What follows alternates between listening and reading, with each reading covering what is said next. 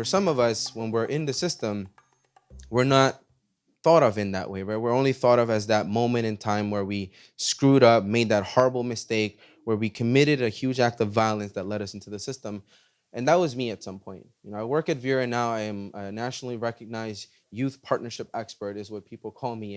And what I do is really tell people who work in the system to listen to the people who are in their system.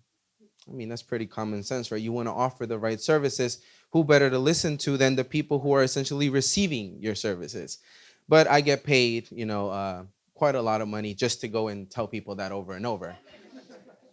But I say that to say that when I walked into Vera and started working there, I was seen as that formerly incarcerated kid. And I was seen also as the kid who committed the crime of attempted murder when I walked into that facility, into the building of the Vera Institute of Justice.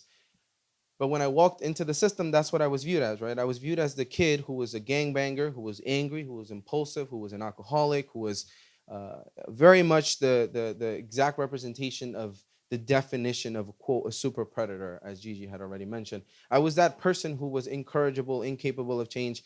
And these are terms that I heard throughout the course of my life. And the fact that I can constantly talk about them, it's because those were the words that I defined myself by for so long.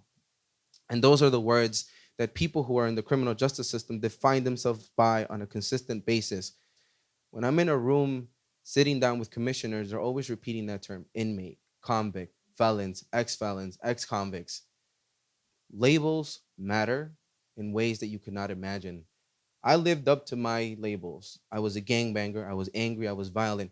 I was known for extreme acts of violence in the community. And the act of violence that I committed that led me into the justice system was one that many people defined me by for so long. I always think about it to this day, and I've done a lot of more soul searching now and a lot of more intentional steps to taking care of myself, because oftentimes what I've done is bottle up a lot of this stuff, right? I'm sitting in spaces that are triggering in ways that none of you can probably imagine. I'm standing in people of power talking about my life experience as if it was something new to them.